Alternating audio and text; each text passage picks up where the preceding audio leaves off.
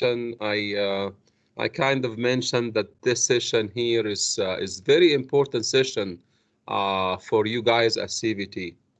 I find this session is very important because I can tell you, you cannot get the information that I'm giving you in this class, in this session today outside. Very, very hard topic. And I will do my best to make it as simple as I can. Okay, and again, I appreciate any feedback at the very end. So I bet you will be kind of break down into two groups. Some of you will enjoy this session very, very much because maybe they have heard some names, they have heard some concept before, but they have never know what does it mean. So probably today it's going to be more information for them. And some others will find this topic very, very difficult. Okay, I'm not trying to scare you, but I'm just trying to prepare you emotionally of what's coming your way. So our topic today, you can see the name, and it's called map projections. Map projections. So by now in CVT, I know that you understand the meaning of map. The meaning of map is we are trying to collect some features on site and then post them in the right location on a piece of paper. So our features on site can be river, can be roads, buildings, trees, etc., etc., etc. They are located somewhere on the earth, and what we are trying to do when we create a map is trying to take them, put them with a scale into a piece of paper. So this is basically, in simple terms, the meaning of map. But what's really new is the word projections. I bet you that you have never heard anything about, projections. Did you? So let me know if you have any even simple idea about map projection. Anybody in the class know what does it mean, projection or map projection? Show your hands, please, if you know even a little bit, even a little bit.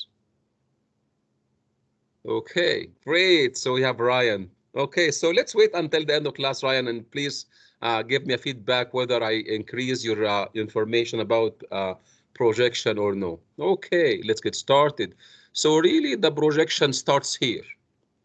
The projection starts. So if you didn't know what does it mean projection, I will give you another name, which also you know nothing about.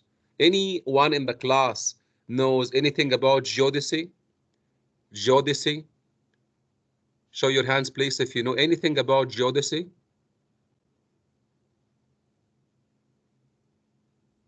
Okay, good. So no one in the class knows about geodesy. So what geodesy is? Geodesy is a branch of applied mathematics which focuses on the determination of the size and the shape of the earth and the exact position on its surface with a description of variation of gravity field. Oh my God, that's really complicated, huh? Now, let me ask you. So that was a big, question ever since a human exists on the earth.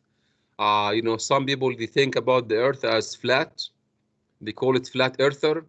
And they think if we go to the end of the earth, we're going to fall down. Some people, they think this way. And again, until very recently, by the way, the idea of the earth being a sphere was completely denied. But I think in 2021, anyone in my class, I want to meet them. I'm very interested to meet them. Anyone in my class still think that the earth is a flat sheet, like flat? So if you think the earth is not flat, is almost a sphere, please show your hands.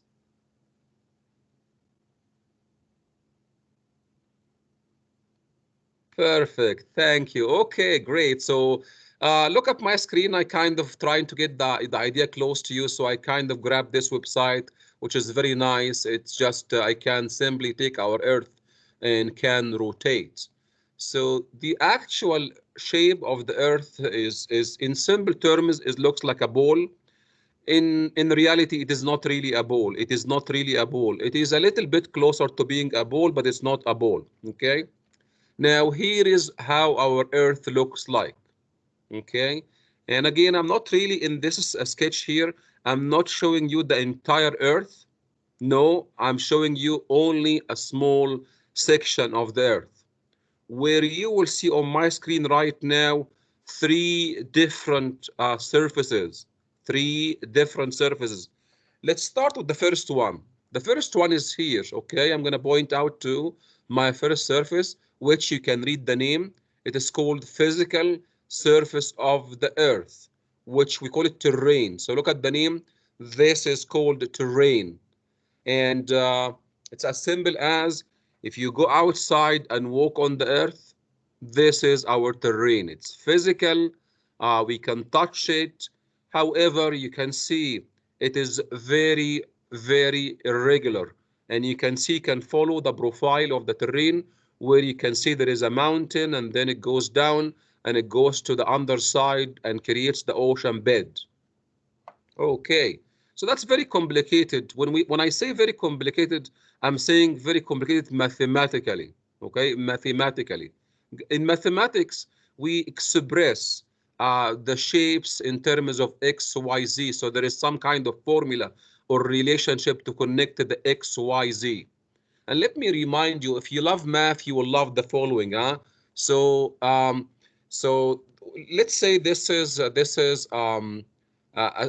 circle. Okay. So if I ask you, if you have a point that moves on the surface of the circle, is there any equation that relates the x and y?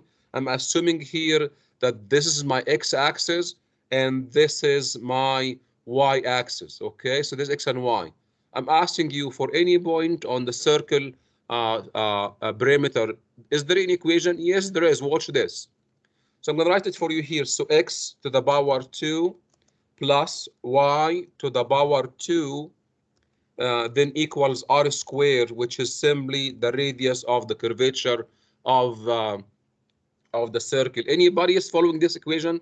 Anybody still remember from math classes the equation of a circle is x squared plus y squared equals r squared? Show your hands, please. Perfect. So it's at least we have two. Great. Three. Excellent. Okay, so that's what I'm saying here. If you want to take any point moving along the terrain, like this point here, okay, can we find a simple mathematical equation that describes the x and y and z as my point moves on this surface? That this doesn't exist. It's very complicated, very undulated. And look at the name, undulated, very kind of a weird English name, huh? Undulated, so it goes up and down, so it's very irregular, very undulated. So you know what? So this surface, to be honest, doesn't work for us. We need a mathematical a surface that has a simple equation that we can use for our calculation. And if you are wondering why do we do that, please be patient, okay? Just patient for 2 minutes. I'll show you why do we need a surface that has a simple mathematical equation.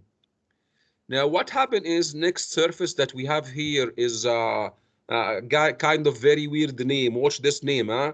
So this one here is called Joid. Did you ever hear about Joid before? Joid? Did you hear about Joid before in your first year surveying course?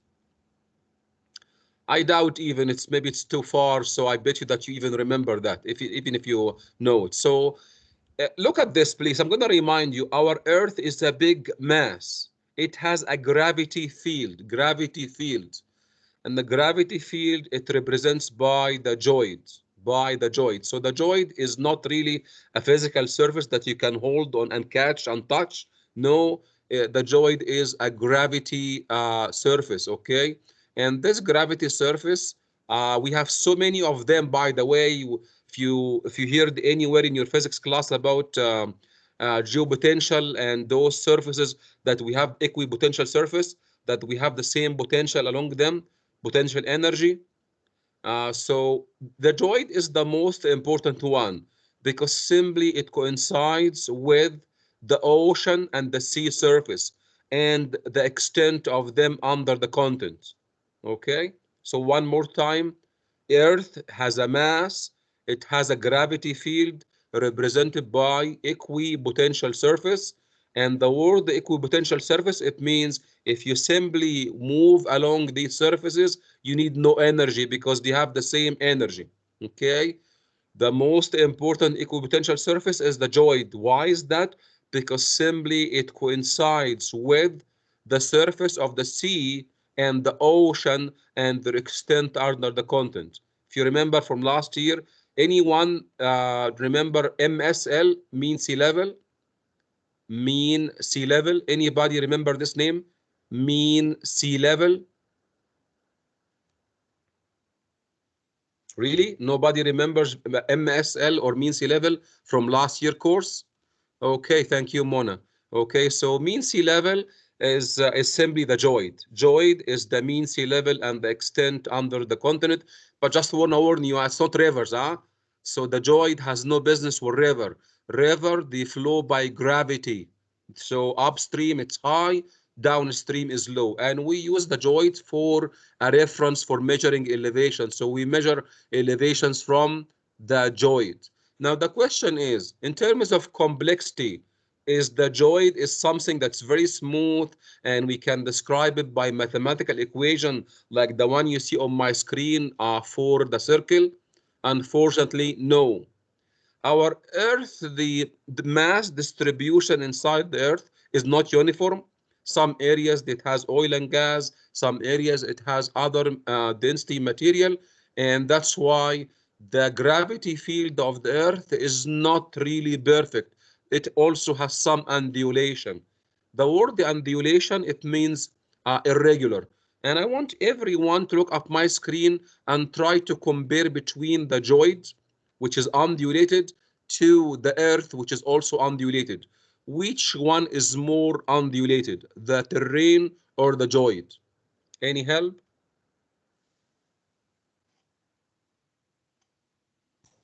Terrain.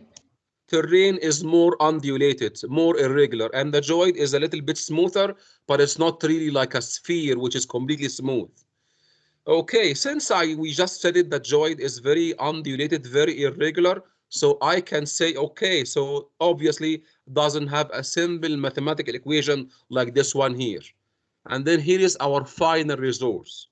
So by the way, this problem ever exists like 100 years ago, and people they are trying to find a solution for it. So finally, what they did is they said, okay, if terrain is very complicated and also geoid is very complicated, where we cannot find a simple equation, then let's invent one. Let's come up with one that is very, very close to the surface of the Earth. So finally, here is your final terminology for today called ellipsoid. Anybody in my class who did some math and know what is ellipsoid or ellipse? Okay, probably you know ellipse, okay? Because ellipsoid is the 3D version of ellipse, just like a circle and a sphere. If you take a circle and rotate a circle, what happens is it creates a sphere. When you take an ellipse and rotate an ellipse in 3D, it will create an ellipsoid. Anybody hear the word ellipse in math classes? Ellipse? Okay, thank you. Okay, so I'm gonna show you right now. Ellipse is a mathematical surface. I'm gonna give you the equation just in case. So the equation is here. It's x to the power 2, so x squared plus y squared, and then this is divided by a squared, and sorry, that's a squared, and then plus z squared divided by b squared equals to 1.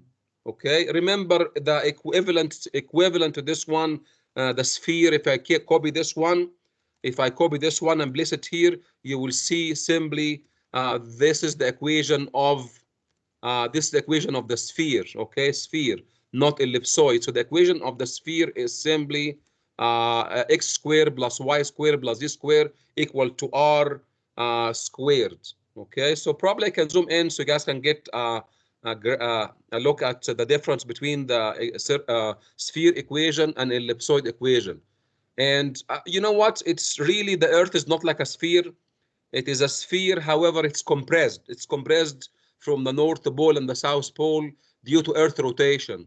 So it's kind of flattened at the equator and also compressed at the North and the South Pole. I'm gonna put here together side by side when we say is ellipse and circle. Watch this. So this one here on the left is a circle, which if it rotates, it creates a sphere. And this one here is an ellipse, where if it rotates, it creates an ellipsoid. Really, our Earth, it looks like this one here on the right. And it means very much like a sphere. However, we compress from the North Pole and we compress from the South Pole. So it's kind of become flat along the equator, okay? Along the equator. Okay, hopefully this is not really an annoying discussion because I want just to connect this to your math classes if you study the ellipse somewhere in your classes. Okay, so anyway, bottom line here is what really simulate the Earth or looks like an Earth is called ellipsoid. Okay, and we will have a discussion about ellipsoid very, very shortly. But for now, there is one question which is some of you, I bet you that you're asking right now. Why this headache? Why you're saying terrain doesn't work, geoid doesn't work, and then we need to find a very, very close surface that has a simple equation? Let me ask you one question here. Anybody has some relatives or outside Canada? If you don't, I'm going to talk about myself, okay? I'll talk about myself if you don't. So Tahir lives here, okay? So this is Canada, okay? This is Canada, and Tahir lives here. Then Tahir's family, I guess that's not a secret. Everybody knows that Tahir's family, they simply live here in Egypt. Okay, so I'm asking you, when I take an aircraft, okay, I'm going to take an aircraft. How is my aircraft simply flies to Egypt? Does it go in a straight line between Canada and Egypt?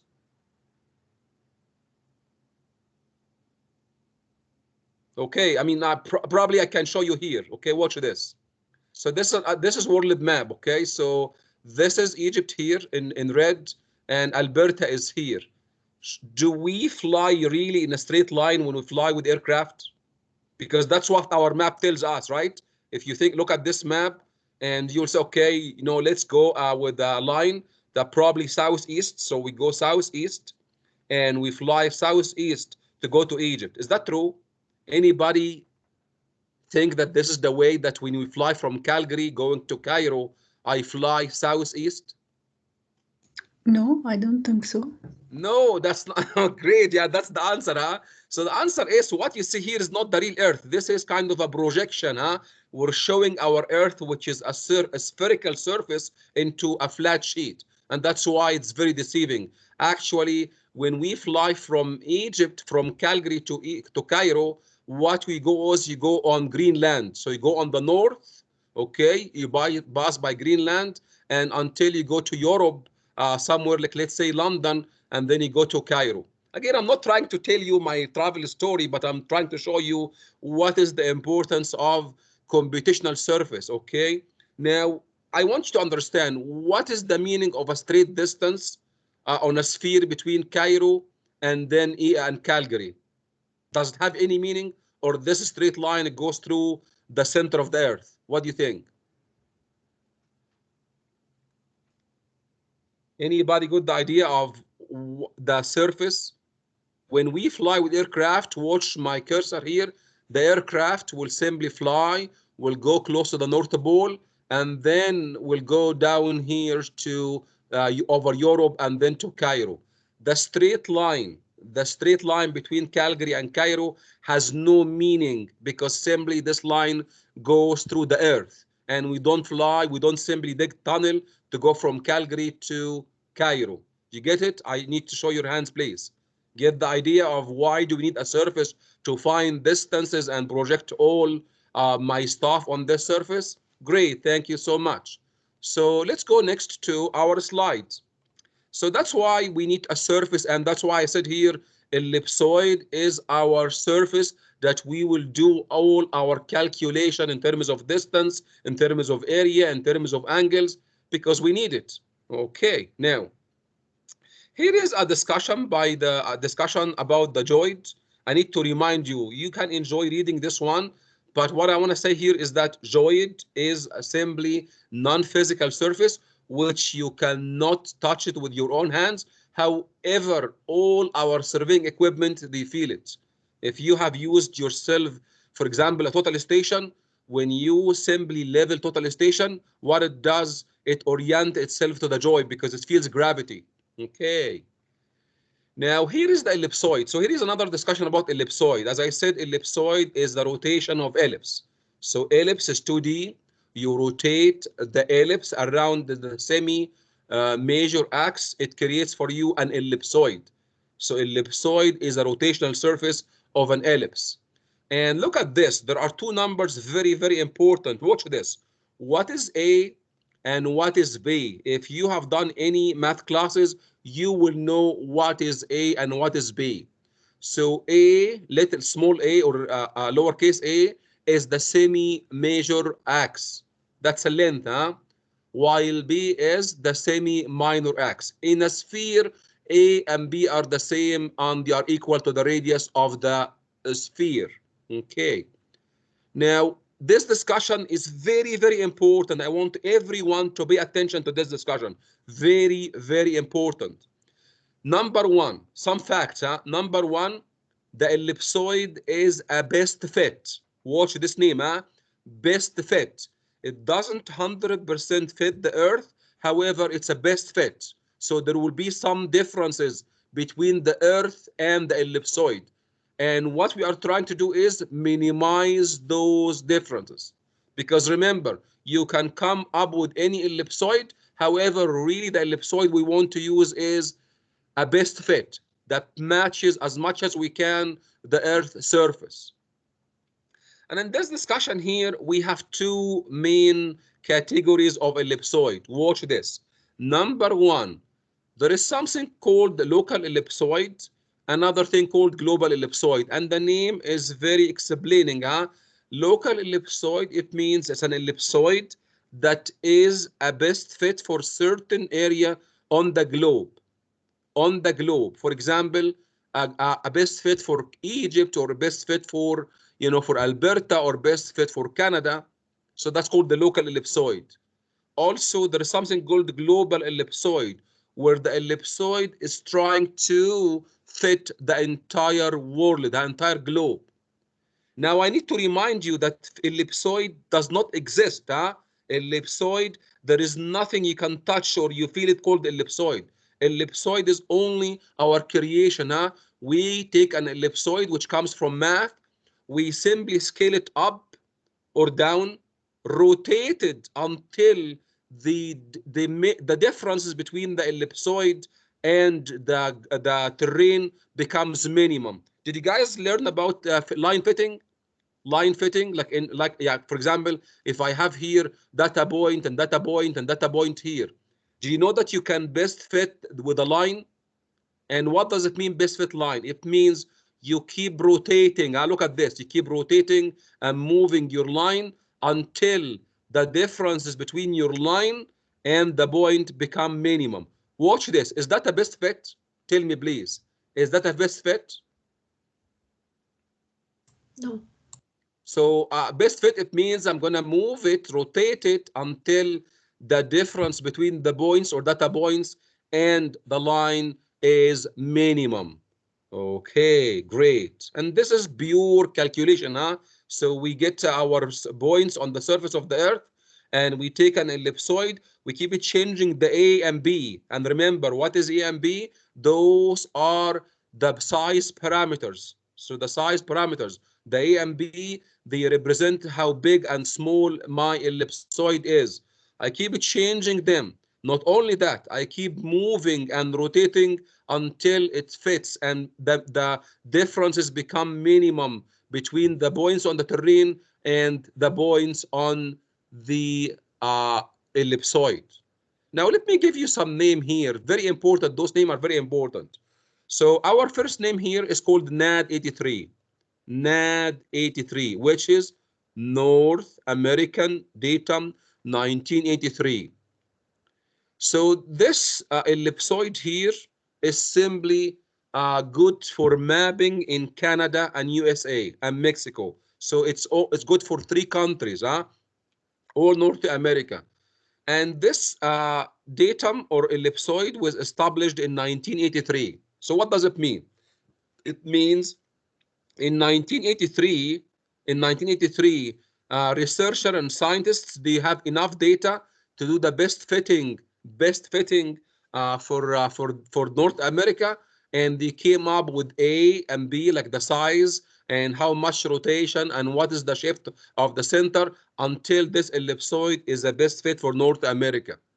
And since this one is best fit for North America, we use it in creating maps in Canada, USA, and Mexico. How many of those local ellipsoids? Oh my God, there are so many of them, because every country want to create maps, and to create maps, they need a reference ellipsoid that is best fit for their area only. Their area only. They don't care what is the ellipsoid that best fit the globe, only for their area. So you will see lots of names. Like if you're curious, you will see one ellipsoid maybe used in Egypt, and some other ellipsoids, in different, countries.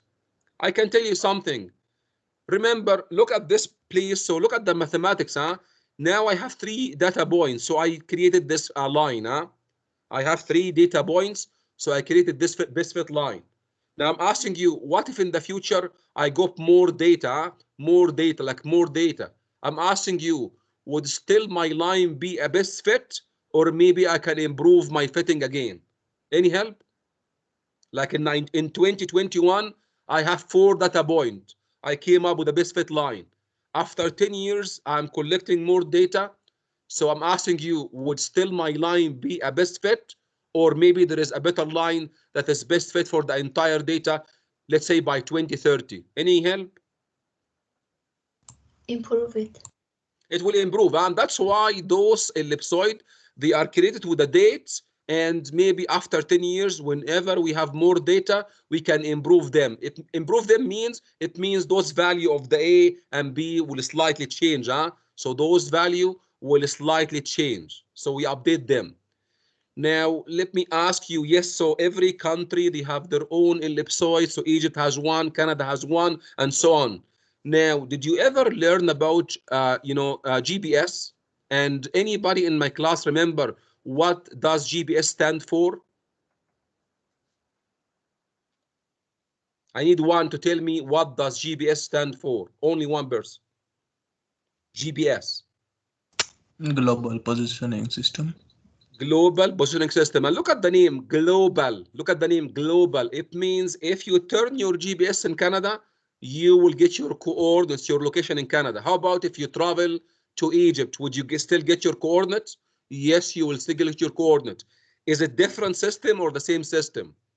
Look at the name, global. Look at the name, global. So I'm asking you, would you get your coordinate in Egypt in different coordinate system?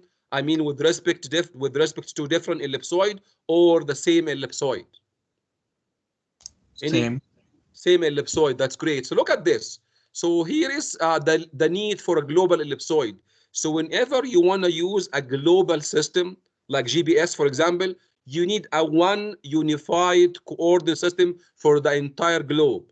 And that already happened. And so we have another ellipsoid called WGS84, which stands for World Geodetic System 1984. Okay, so this system here was again developed in 1984, and you guys remember that time that was very active. They keep sending satellites to the space, and by the year of 2000, we have a fully operational GPS system.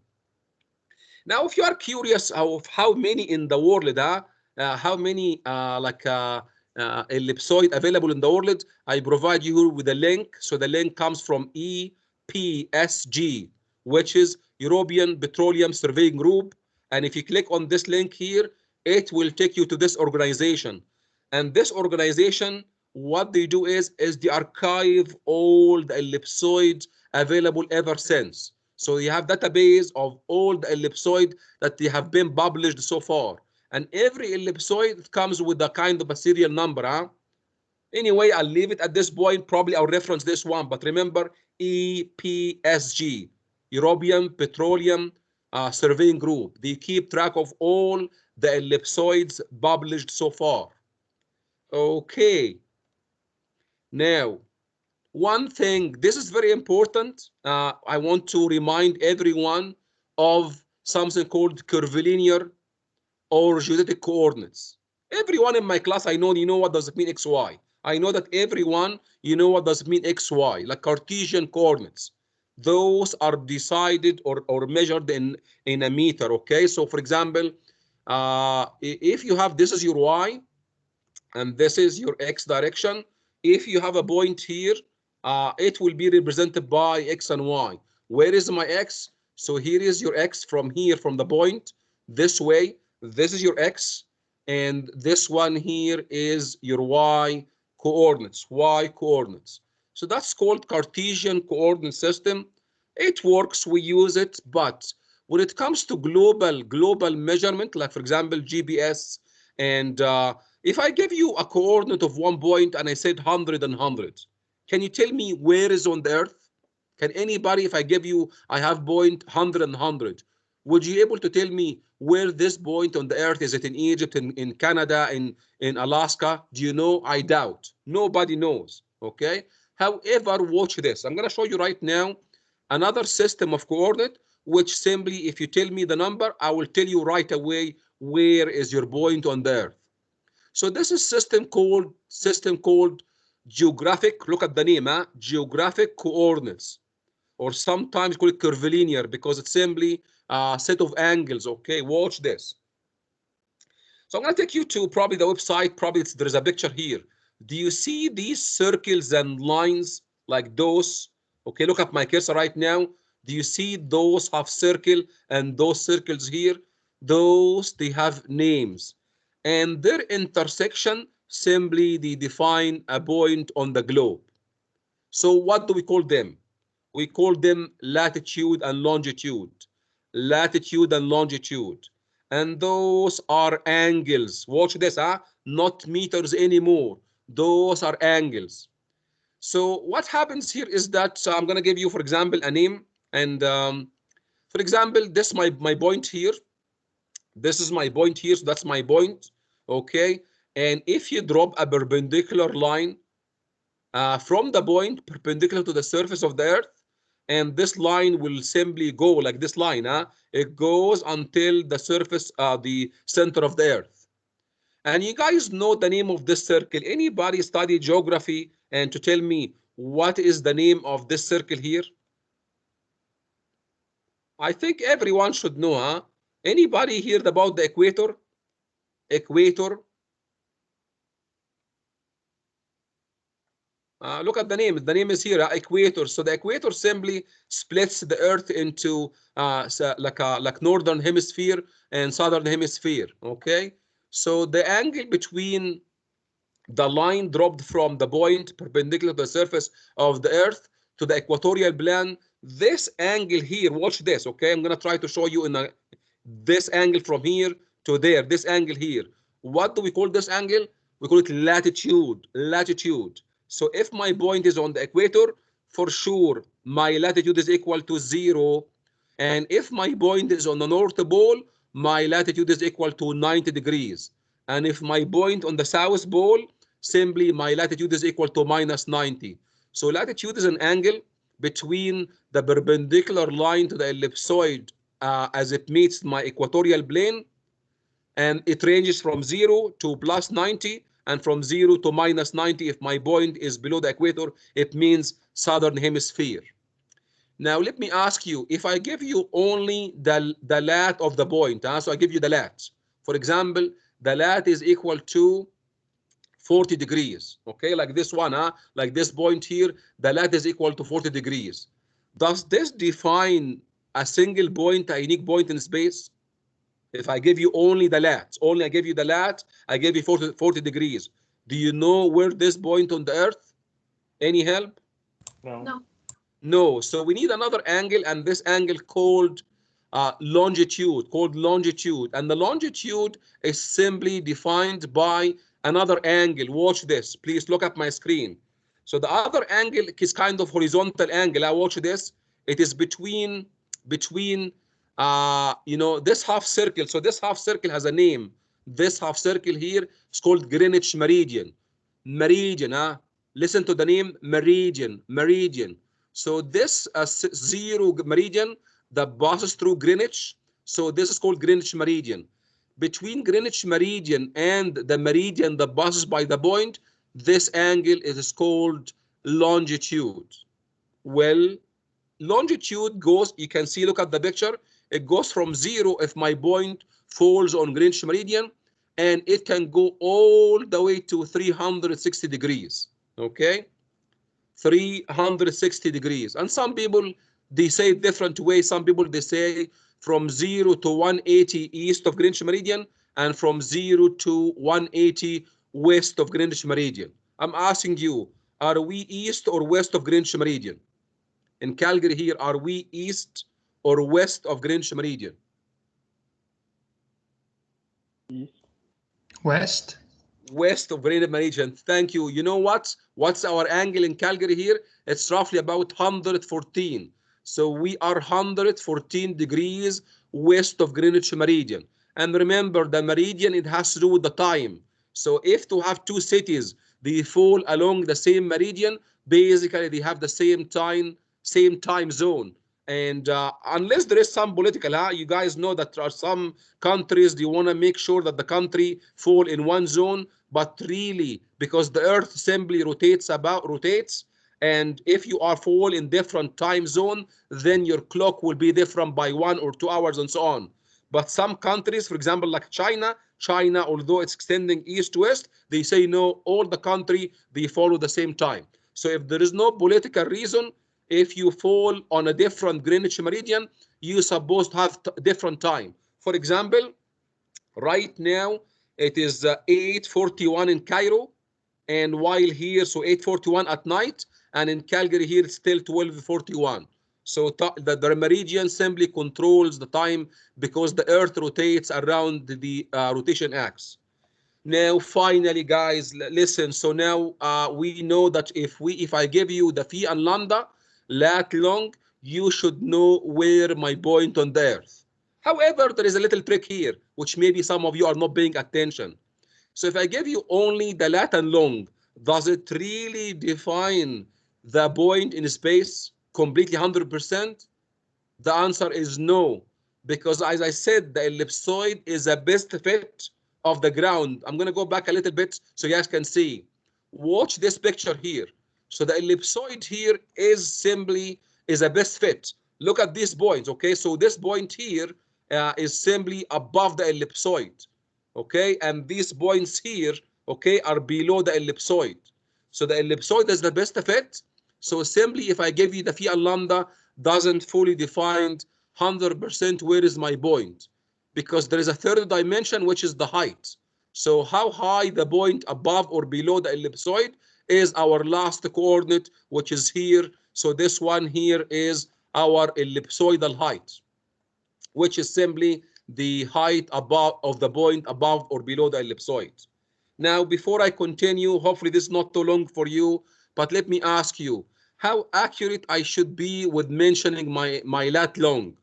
Should I say my lat long is 51 minus 114, which is in Calgary, roughly? Or should I provide more numbers? Okay, this is very tricky, huh? 1 degree, listen to this information, huh? 1 degree, because remember the phi and lambda, those are angle at the center of the earth. Those are angle at the center of the earth. And remember, the earth has a big radius, okay? This R here, this R here is equal to 637,0 kilometers. So that's the radius of the earth, okay? And just imagine, what if I simply have a different in angle by 1 degree? How much this on the earth? So if I rotate this line, black line here by 1 degree, how much do I move on the earth? I'll tell you the number, huh? So every single degree at the center of the Earth corresponds to 111 kilometer. Can you imagine that?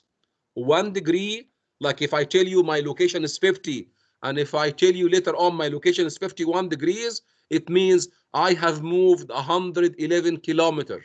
Okay? And what does this mean? It means when you tell me the location of one point and you tell me only a degree, you don't mention anything else, it means 111 kilometer plus or minus. That's not good, huh?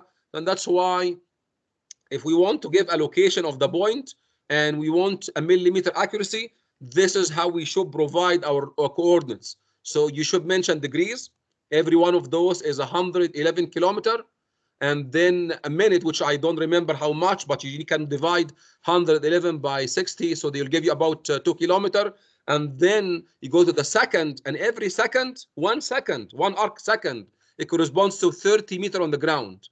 1 arc second is 30 meter on the ground, and you can see we need to provide 4 decimal places of our arc second. And that's why you know, don't be surprised if you find a coordinate of 1 point given in degrees, minute, second, point, 4 decimal places, because we want to find our location on the Earth to the millimeter level of accuracy. Remember, those an angle, huh?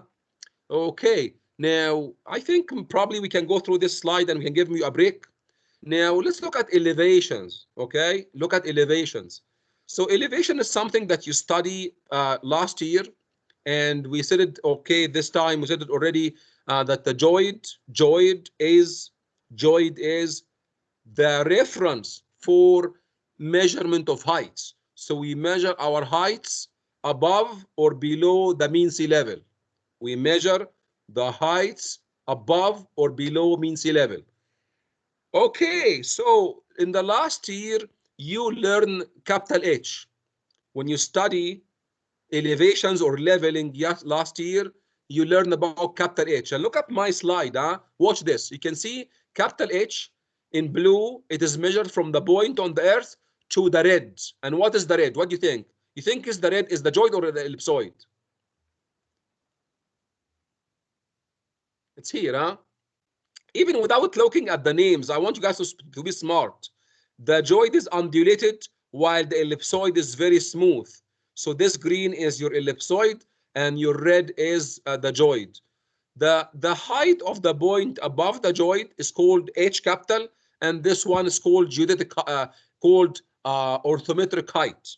So the one that you study last year called orthometric height. From the same point on the Earth, if you drop perpendicular to the ellipsoid surface, you measure another height. And this height here, it is called ellipsoidal height. So you can see for the same point, no difference. There are 2 heights because we have different datum. If we measure it from the joid, then this is called orthometric height, capital H. And if we measure it from the ellipsoid, that's called geodetic height. You know what? I'm not going to dive deep, but really, why I bring this up? Because the following, because there is some misconception. Now, I'm asking you, when you turn your GPS, it gives you 3 things. It gives you the phi, the lambda, so lat long, and it gives you height. It gives you height. I'm asking you, this height will be your H small or H capital.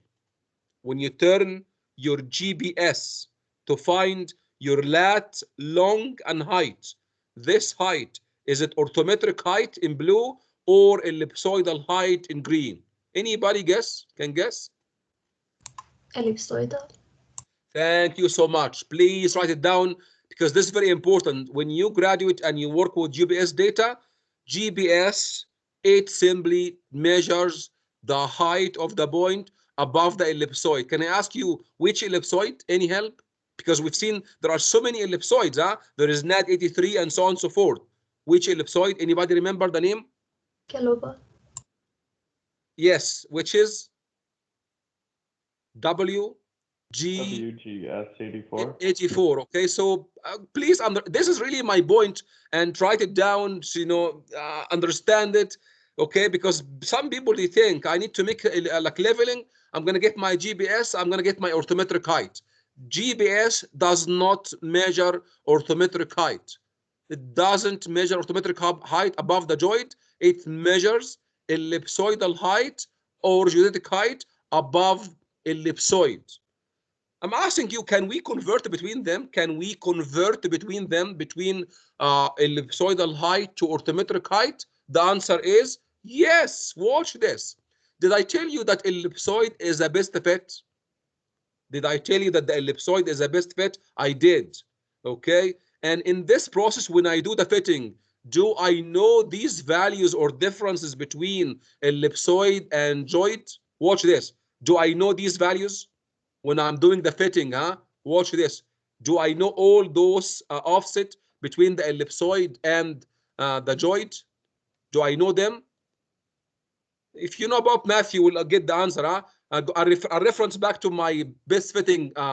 Now I know the line equation, the line equation, and I know all my data point. I'm asking you, do we, after we do the fitting, do we know or are we able to find all these differences between the actual data point and my best fit line? Do I know that? Yes. Yes, you do. And this is here, it has a name called joidal undulation. So the heights between, or some people they call joidal height, by the way, because that's the height of the joint above the ellipsoid. So these values of the n called joint undulation or joidal height, and we know those value at every given location, which means if I'm able to measure the h in green and I know the value of n from the fitting, I can find my h in blue. Hopefully guys are following. Now, you don't have to do that manually. Really, this whole discussion, you will see it's very complicated, but I'm going to give you the tools. I give you the tools. Watch this. So if you click on my link here on my screen, so this will take you to a website. I think this is Canadian website, where all you have to do is you input here the location. For example, I'm going to say here, my latitude is 51 degrees. I'll make it simple. I'll make it 0 minutes. I will make it 0 second. And then for my longitude, I'm going to make minus 114. And this is simply in Calgary. And then let's make it simple, 0 minutes, 0 seconds. All you have to do is input your GPS elevation. I'm asking you, GPS elevation, is it H small or H capital? If anybody still remembers. GPS height, is it H small or H capital? H small. H small. So I'm going to say here 1,051. And this is roughly an elevation in Calgary at U of C. When I did my PhD, I still remember that name. That's the loading dock at U of C. So 1,051, I say submit. And all it does, it takes to go to the website and you can see here is your lat, here is your long, and here is your GPS height.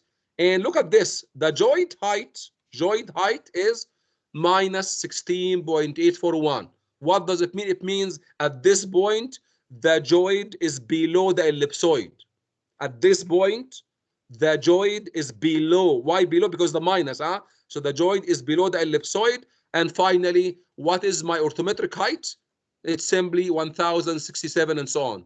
So which means this transformation is available. You can always measure your height, the ellipsoidal height using GPS, and you can simply find the orthometric height from mean sea level.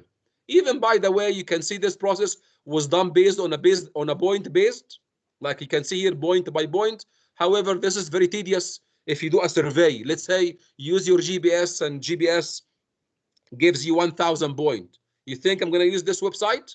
Unfortunately, no, because this one, it does the transformation point by point. So there are some other free of charge like a program that takes 1 million points with GPS height and gives you the corresponding ellipsoidal, the orthometric height. Okay.